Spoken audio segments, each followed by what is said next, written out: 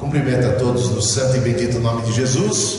Amém. Quem está feliz, diga um amém assim potente. Amém. Isso é bom. E quem não está feliz, pode se alegrar, porque Jesus está aqui, presente. Amém. E se Deus é por nós, quem será contra nós? Louvemos ao Senhor. Coloquemos-nos em pé para a leitura da palavra de Deus, por boca do apóstolo Paulo, em sua carta escrita à igreja de Éfeso. Aos Efésios diz o apóstolo Paulo: porque pela graça sois salvos, mediante a fé.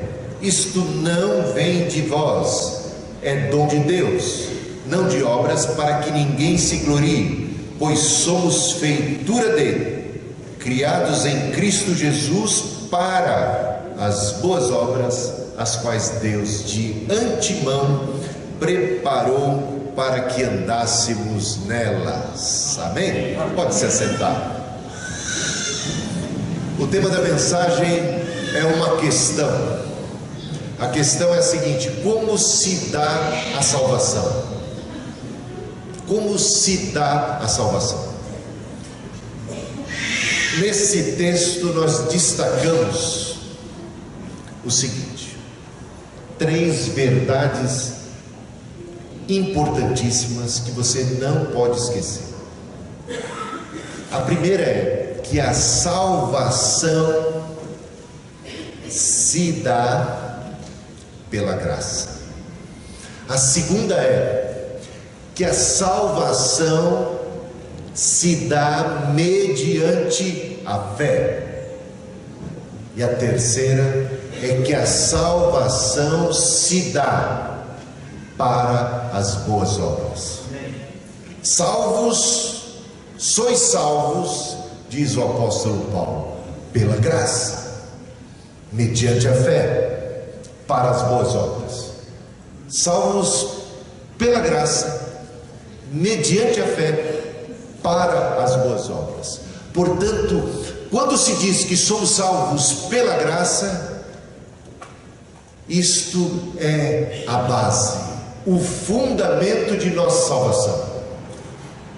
Nossa salvação se fundamenta nos méritos de Cristo e não nos nossos próprios. Portanto, claro contraste estabelecido entre o fato da salvação se dar pela graça e não pelas obras, para que ninguém se glorie.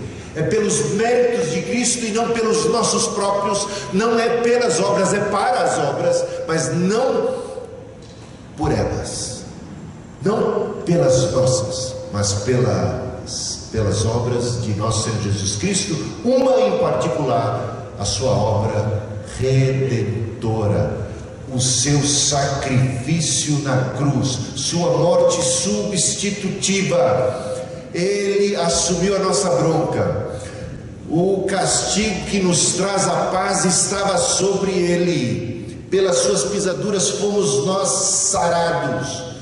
Ele, o justo, assumiu a nossa culpa e se colocou em nosso lugar. Ele é o Cordeiro de Deus que tira o pecado do mundo. O castigo que nos traz a paz foi posto sobre Jesus Cristo. A obra de Cristo na cruz é que nos garante a salvação. É esta obra, é o seu sacrifício, é o seu sangue, é Jesus a base, o fundamento. Jesus, em Cristo está a nossa salvação. Ele é o nosso Salvador. Se nós pudéssemos ser salvos pelas obras, se nós pudéssemos ser salvos pela religiosidade, por boas ações, por qualquer coisa em nós, então a pergunta que se seguiria é esta: por que? Se podemos ser salvos por nós mesmos, se podemos fazer algo para nos salvar, se a salvação é uma construção humana, por que Jesus Cristo teve de vir e morrer na cruz para ser Salvador? se os homens têm já um caminho de salvação em si mesmos, se eles mesmos podem construir e conquistar méritos suficientes para adentrar o céu, se eles podem de fato agradar a Deus o suficiente para serem acolhidos do céu. Vamos falar um pouquinho sobre por que é que a salvação é pela graça. Tem textos na Bíblia a esse respeito, muitos, principalmente no Novo Testamento. O pecado é uma coisa muito grave. O pecado nos separa, nos afasta de Deus. O pecado não é coisa banal. Meus irmãos, nós não somos pecadores porque pecamos. Mas o que você está dizendo, pastor? É exatamente isso. Nós não somos pecadores porque pecamos. Nós pecamos porque somos pecadores. Nós já nascemos com a semente do pecado dentro do nosso coração. Você vai verificar isso já na mais tenra idade de um ser humano. Ontem, por acaso, Samuel chamou a atenção, Samuel, meu filho, chamou a atenção de minha neta, coisa que não me agrada muito, sabe?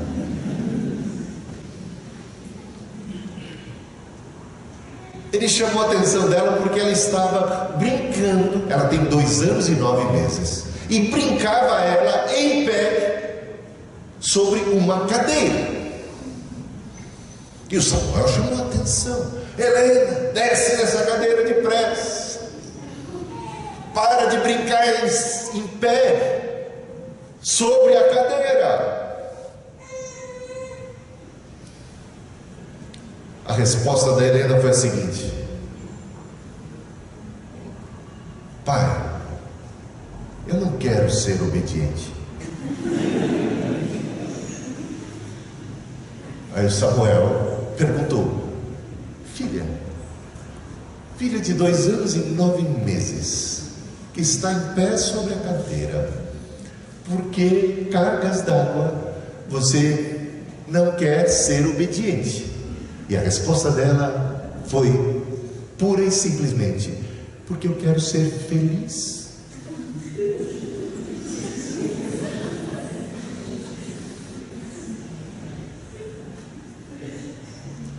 De alguma maneira esta menina está entendendo que obedecer papai e mamãe implica em restrições à sua felicidade. E a gente ri quando se trata de uma criança. Mas nós adultos, diante dos 10 mandamentos, diante da palavra de Deus, não fazemos coisas parecidas. Não dizemos certa vez, aqui ou acolá, mesmo que isso não seja tão claro.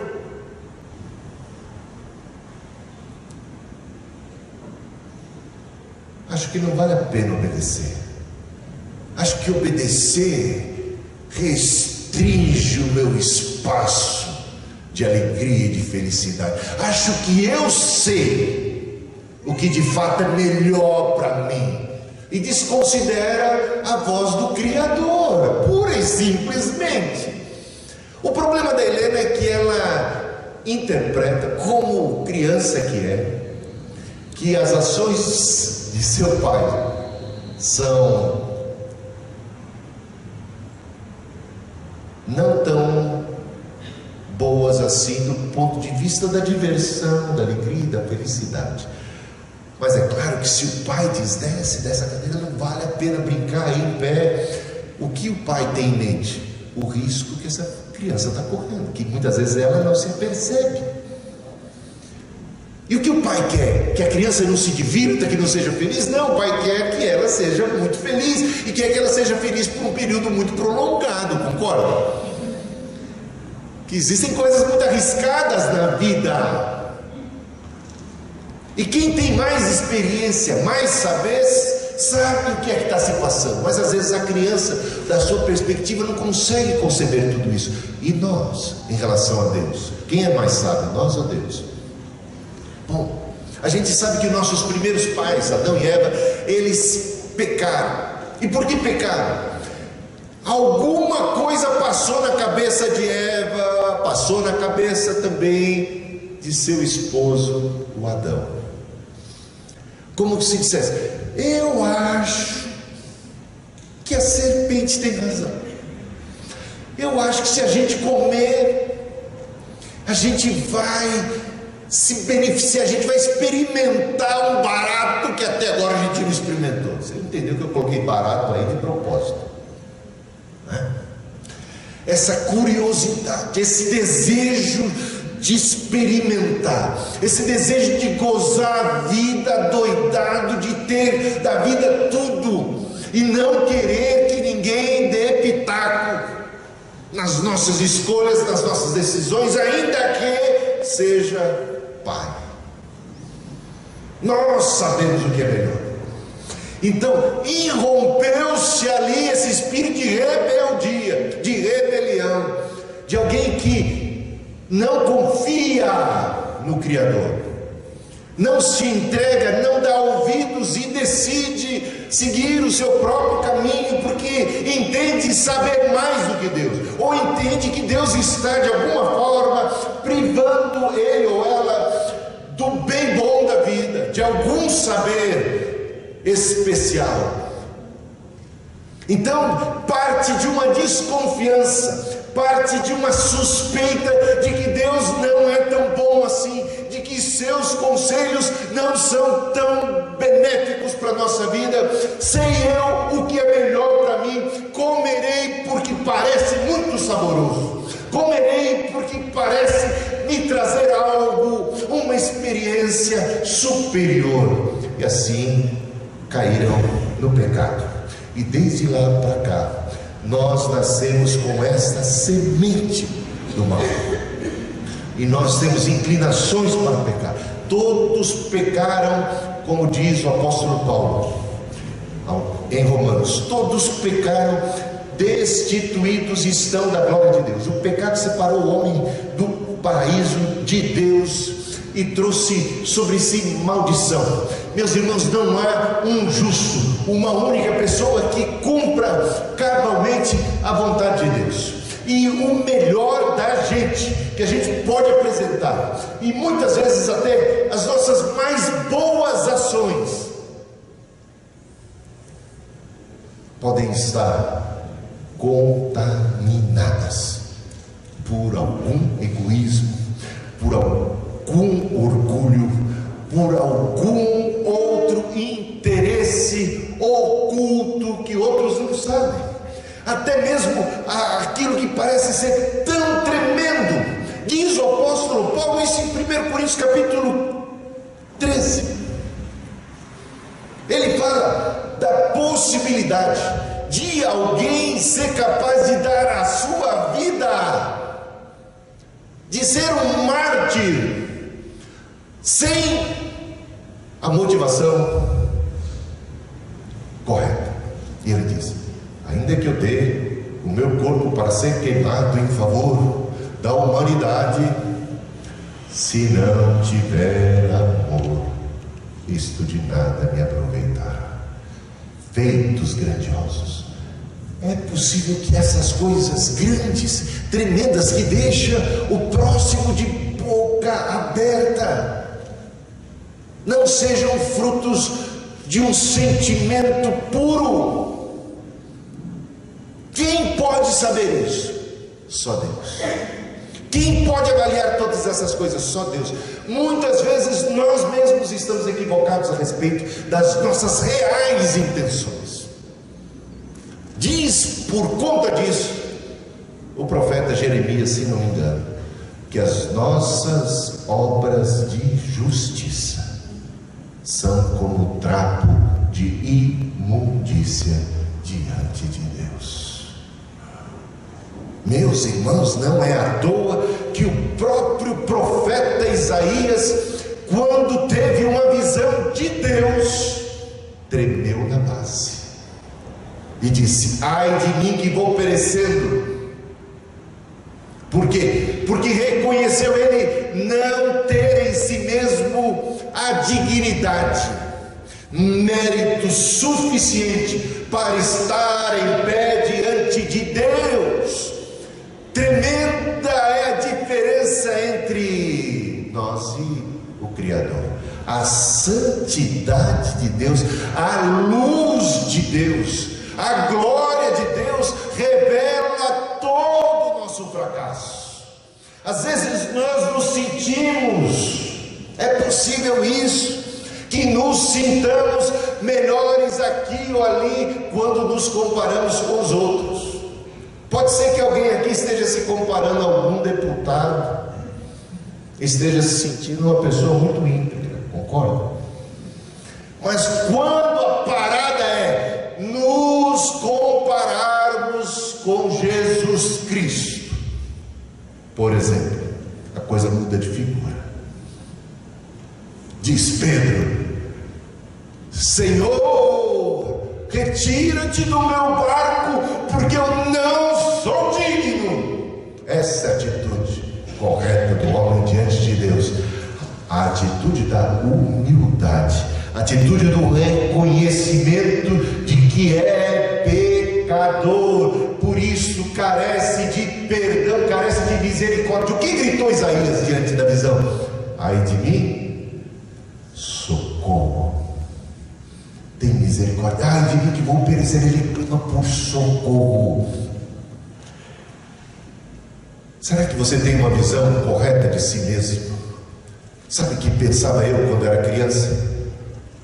Que no dia do juízo final Deus ia pesar na balança aquelas coisas boas que eu fiz, ia pesar na balança aquelas coisas más que fiz. E como eu tenho uma visão muito boa a meu respeito, achava que eu tinha passado de ano. Está entendendo?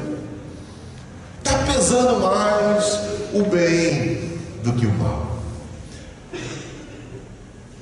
Talvez eu não tenha avaliado corretamente que este bem talvez não seja tão bem assim como eu mesmo imagino. Não é? Está entendendo? Só tenho uma consciência adequada de mim mesmo quando me deparo com a luz de nosso Senhor Jesus Cristo, com a sua santidade. Santo, santo, santo é o Senhor dos exércitos. Quando eu contemplo sua santidade, eu vejo a minha condição real e devo clamar por misericórdia, e devo reconhecer que se não for a misericórdia, eu estou perdido. E é por conta disto, dessa nossa condição, porque estávamos mortos nos nossos delitos e pecados, diz lá o Efésios capítulo 2, né? Estamos falando do capítulo, logo no comecinho. Quando estávamos mortos nos nossos delitos e pecados, Ele nos deu vida. A nossa condição era de pessoas mortas espiritualmente. Deus disse: no dia que pecardes, certamente morrereis. Nós morremos no sentido espiritual, porque fomos apartados da glória, da vida de Deus. Estamos numa condição tão precária. Fomos expulsos do paraíso, somos pecadores e não temos mais como nos erguer. Tentar ser salvo pelas próprias obras, pela moral, pela religiosidade, por qualquer outra ação humana. Tentar construir a salvação como a Torre de Babel, numa atitude de que eu construo, eu edifico, eu chamo a atenção de Deus, eu desperto Deus para que Ele possa contemplar os meus grandes feitos e possa me parabenizar e me dar um diploma de honra ao mérito. Me sentiria então eu superior àqueles que não tiveram a mesma dignidade, que não pagaram o mesmo preço, que não são tão bons como eu. Não se faz salvação de baixo para cima. E essa tentativa, e toda tentativa de auto-salvar-se, auto-justificar-se, conquistar mérito, é mais ou menos como um homem ou uma mulher tentando erguer-se puxando o cordão de seus próprios sapatos. Alguém já tentou essa coisa insana? Tentar se erguer puxando o próprio cordão do sapato? É por aí, é por graça. Quando Deus viu que nós estávamos perdidos, todos nós havíamos nos desviado, estávamos condenados, o salário do pecado é a morte. Quando Deus contemplou essa nossa situação, Ele proveu um escape, uma salvação, uma redenção. E se o salário do pecado é a morte, o pecado não pode passar batido. A justiça pede a condenação dos pecadores.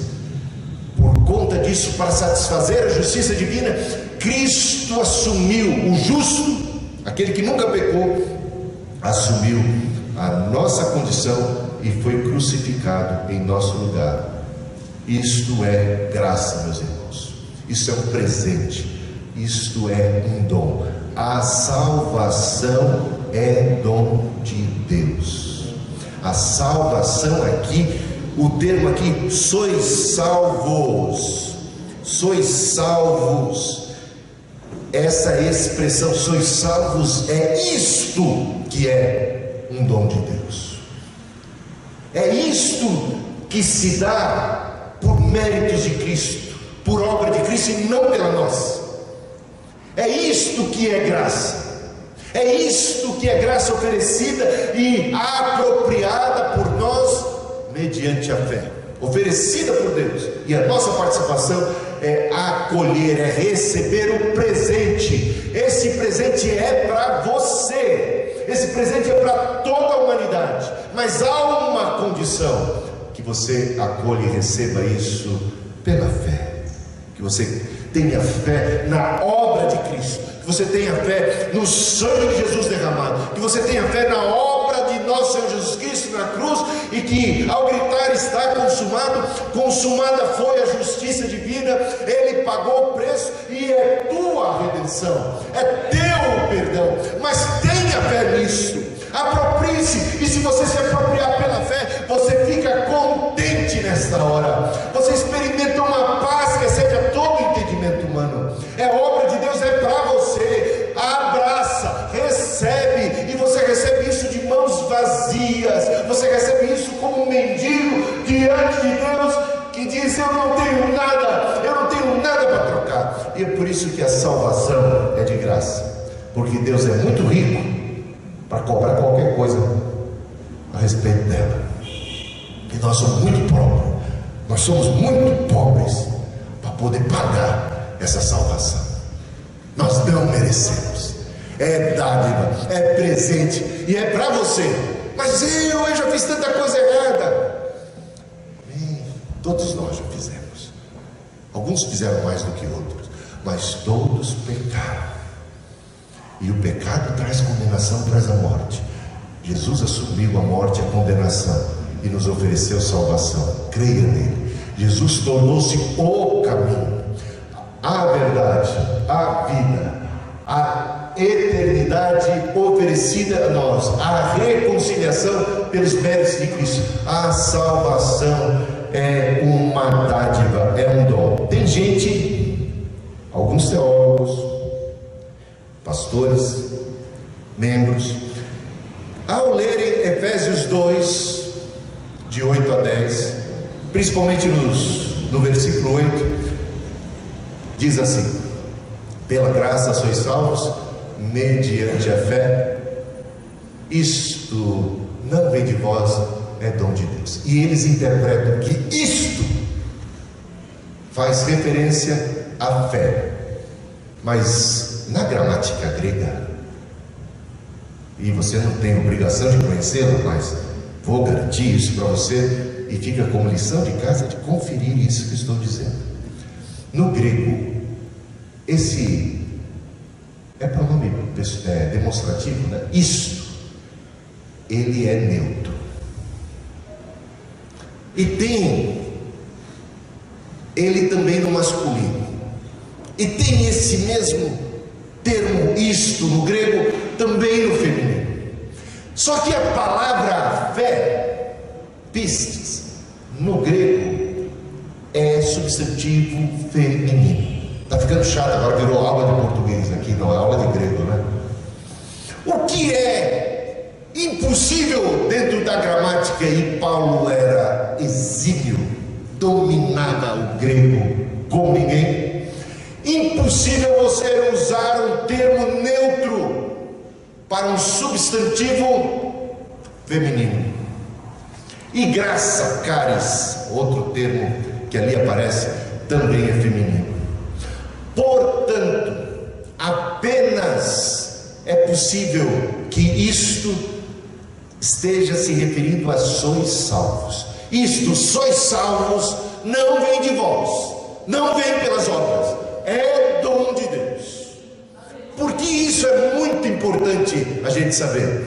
Porque aqueles que advogam que a fé é um dom de Deus, querem com isso dizer que existem alguns poucos predestinados eleitos que recebem este dom da fé, enquanto a grande maioria do mundo é esquecida e não recebe. Por isso, esta questão é importante. A graça de Deus se manifestou salvadora para todos os homens. Aleluia. Cristo é propiciação pelos nossos pecados, não apenas pelos nossos, mas pelos do mundo todo. Cristo é o Cordeiro de Deus que tira o pecado do mundo, porque Deus amou o mundo, e não o mundo dos eleitos, e não uma parcela da humanidade, porque Ele é o Salvador de toda a humanidade, para que todo aquele que nele crê não pereça. Portanto, a obra de Cristo salvadora é graça manifesta para todas as pessoas. Aleluia. Porque Deus não faz acepção de pessoas, porque Deus é amor, e amor de verdade, porque Cristo na cruz estava amando a cada uma, a todos indistintamente, e oferece essa graça para todo mundo. Glória a Deus. Outra incongruência, veja, pela graça sois salvos por meio da fé. Se isto se referisse à fé, ou isto se referisse à graça, ficaria esquisita essa frase. Vamos lá? Vamos colocar fé, por exemplo, no lugar do isto, e acompanhe o meu raciocínio.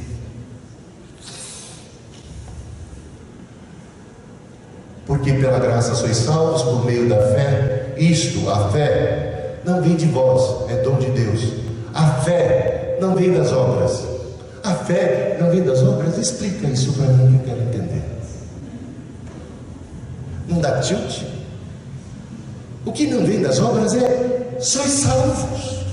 É a salvação aí que cai bem. É a salvação que é graça. É a salvação que é por meio da fé. É a salvação que não vem pelas obras. Não é a fé. E se coloca a graça? A graça não vem pelas obras. Alguém acha que a graça vem pelas obras? Se viesse pelas obras a graça, não seria graça. Não faz sentido. É uma frase truncada, esquisita, desajeitada. Portanto, dizer que a fé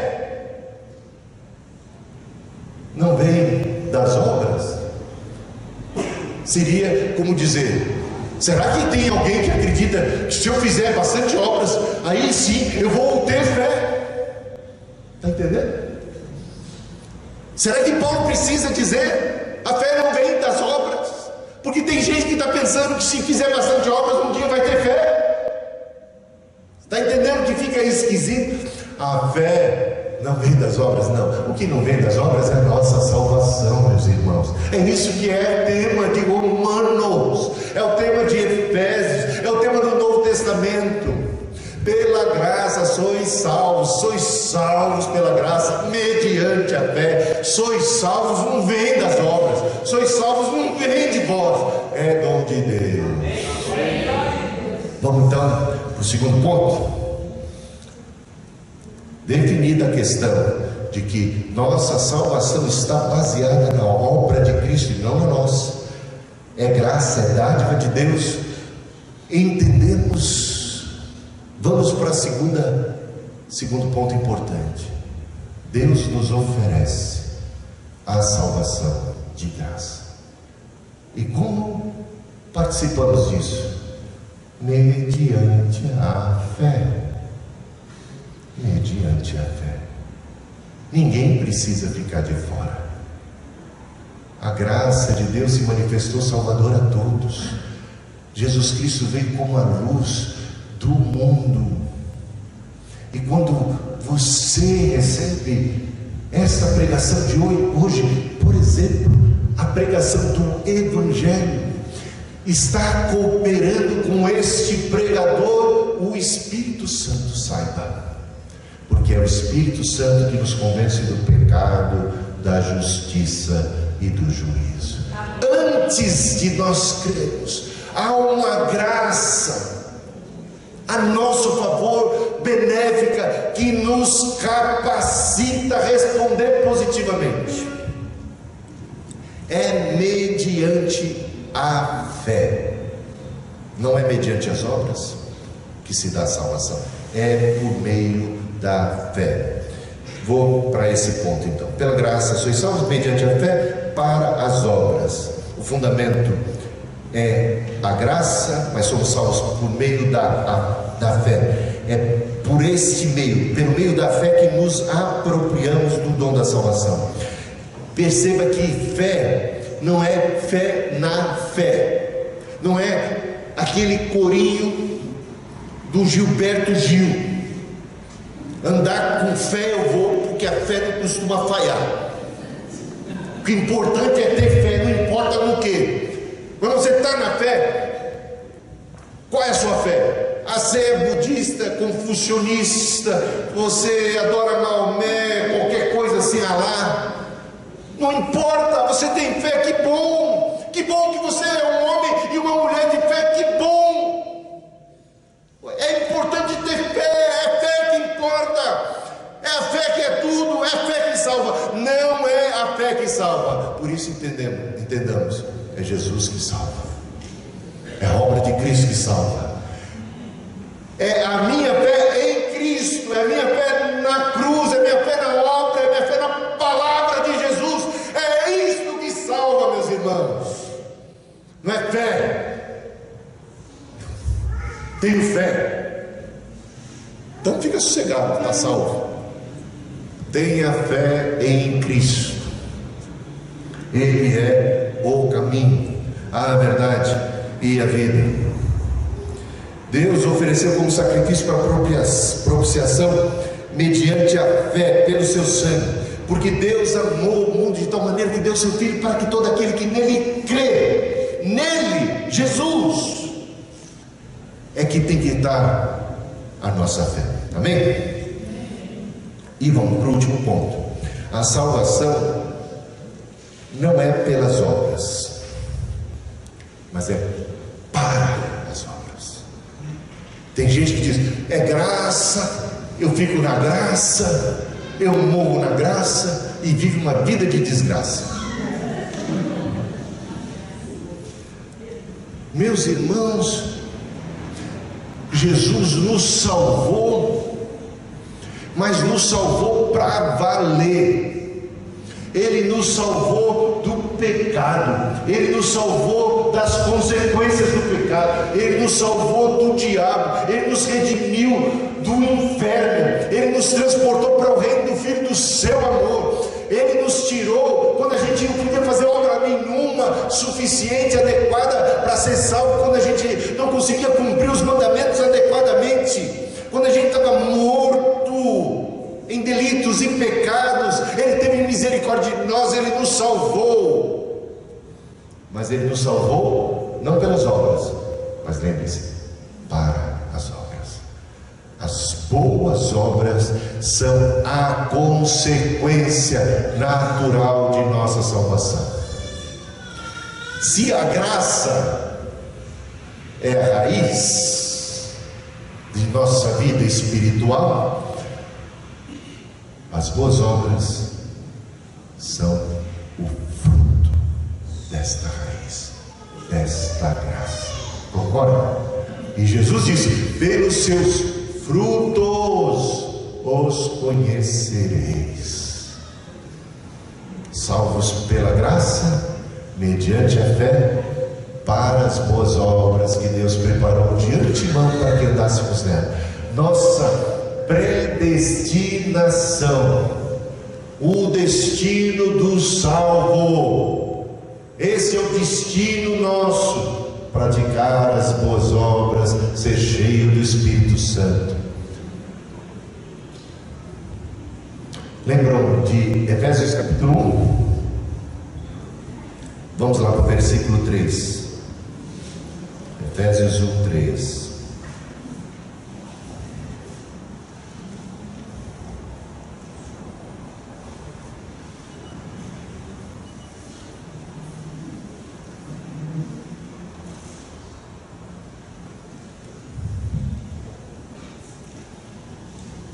Bendito Deus e Pai de nosso Senhor Jesus Cristo, que nos tem abençoado com toda sorte de bênção espiritual nas regiões celestiais em Cristo, assim como nos escolheu nele antes da fundação do mundo, para o quê?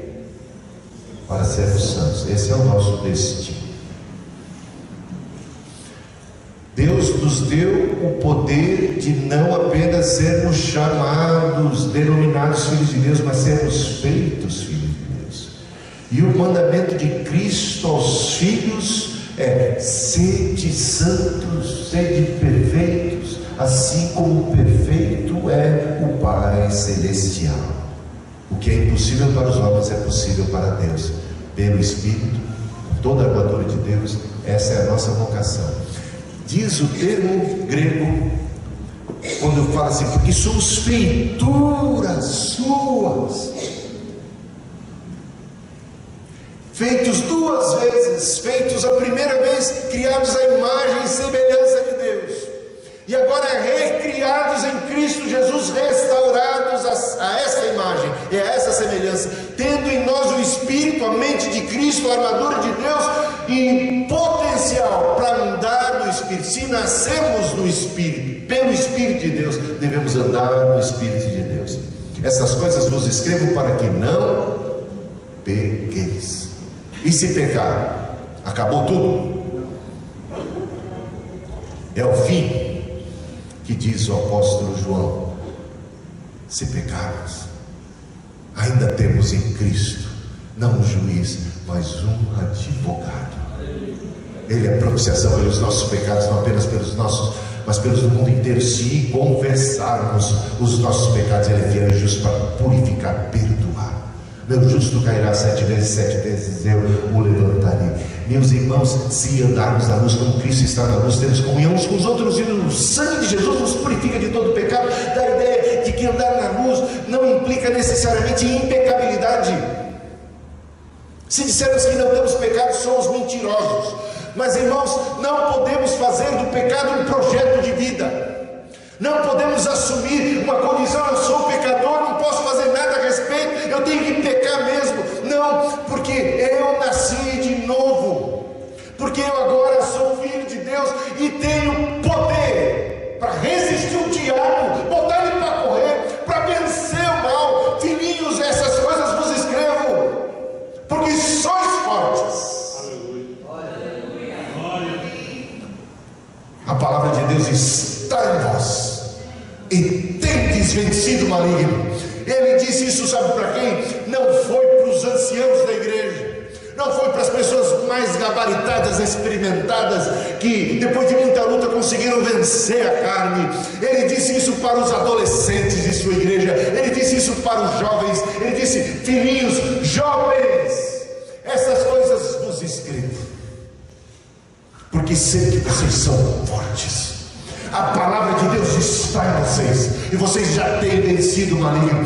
Meus irmãos, é possível um jovem como José fugir do adultério, fugir, um homem, a assediado tremendamente por sua chefe. Numa arapuca tremenda estava José, e ele não cedeu à tentação. Meus irmãos, temos uma galeria de heróis da fé que venceram a carne, venceram o mundo, venceram as tentações. Não estamos dizendo que venceram 100% das vezes, não estamos dizendo que não houve altos e baixos, mas a tônica da nossa vida não pode ser cabeça baixa diante do diabo, cabeça baixa diante do pecado, prostrados diante dos desafios da vida. Deus em nós, meus irmãos, é a esperança de vitória, é Cristo em nós, e se a gente fraquejar, temos nele uma mão estendida, seu sangue derramado, as marcas em suas mãos, e a redenção. Você não precisa ficar refém do pecado, refém do diabo. Temos em Cristo redenção. Que coisa maravilhosa. Aleluia. Mas é para as boas obras, é para uma nova vida, é para uma vida diferente, é para uma vida de vitória. Em todas essas coisas sois mais do que vencedores. E você está vencendo. Se não está, sabe que você tem poder para vencer. Você recebeu isso de graça, é teu, pertence a você. Aproprie-se pela fé e bota o diabo para correr. Como é que a gente vence os dardos inflamados do maligno? Com o escudo da fé, meus irmãos. É a fé na obra de Cristo, na graça do nosso Senhor, nessa dádiva da salvação. Portanto, resumindo, somos salvos pela graça. Fundamento, mediante a fé, meio de apropriação, e para as boas obras, feitura suas nós somos em Cristo, como um poema de Deus, que nos tira das trevas, que nos tira do mal, e que nos transporta para o reino dos filhos do seu amor, e que quer agora, e que oferece a nós o seu Espírito para a gente ter poder. O Espírito veio para a gente ter poder, mas não é poder para brincar de super-homem, de Mulher Maravilha, é poder para ser testemunha, e testemunho damos através de boas obras, através da maneira como nós respondemos às provocações, da maneira como nós agimos diante dos desafios, diante dos temporais da vida. É poder para ser generoso, para ter misericórdia, para perdoar. Graça recebida precisa se transformar em graça distribuída. Perdão recebido precisa se transformar em perdão repartido. Generosidade de Deus, salvação, tanto amor deve tornar a cada um de nós as pessoas mais misericordiosas. Não deve haver em nós um olhar, um juízo condenatório, porque nós bem sabemos que somos filhos da misericórdia de Deus, e se não fosse a sua misericórdia, nós já tínhamos sido consumidos. Por isso, ao olharmos a falha de nossos irmãos, nós temos piedade, nós temos compaixão, estamos ali para ajudar, para socorrer e não para condenar. O acusador é o diabo, e Jesus venceu o diabo na cruz e já nos perdoou. Sejamos misericordiosos, amorosos, bondosos. Vamos deixar o Espírito nos guiar. Chamo você hoje a apropriar-se daquilo que é teu. Sabe por que é teu? Porque foi Ele que te deu. Ele disse: vinde a mim todos que estão cansados e sobrecarregados, eu o aliviarei. É para todo mundo. O fardo da culpa, o fardo do pecado não deve ser carregado por nenhum de nós. É a graça de Deus para a tua vida. para a tua vida, é um presente para alívio para o teu coração, salvação, reconciliação, por graça, por obra de Cristo, que você pode tomar posse agora pela fé. A única coisa que se espera de você agora é humildade para reconhecer sua necessidade, que é que você se trata de uma pessoa pecadora, que se não tiver a misericórdia de Deus e a obra de Cristo, você não tem escapatória. Nenhuma condenação há para os que estão em Cristo Jesus. Nenhuma. E o que eu posso fazer para experimentar isso? Recebe. Fique em Jesus. Confie em Jesus. Só isso. Mas é tão simples assim. Parece bom demais para ser verdade. Quando a esmola é muita, o santo desconfia, não é? Mas nós estamos perdidos, e foi a sua graça que nos alcançou. É assim mesmo, é de graça, porque a gente não tem como pagar. É de graça porque Ele é bom demais. É de graça e o preço já foi pago. Quem pagou foi Jesus, com a sua própria vida. E é teu, é tua, é para já. Eis aqui e agora o momento sobremodo oportuno. Eis aqui agora o dia da salvação. Coloquemos em pé, os pastores estarão apóstolos, e você é convidado, você é convidada a aproximar-se. Se você entendeu esta mensagem, se você quer responder positivamente, se você quer experimentar o perdão de Deus, a graça de Deus, venha sem mais demorar. Eis aqui e agora o momento sobremodo oportuno.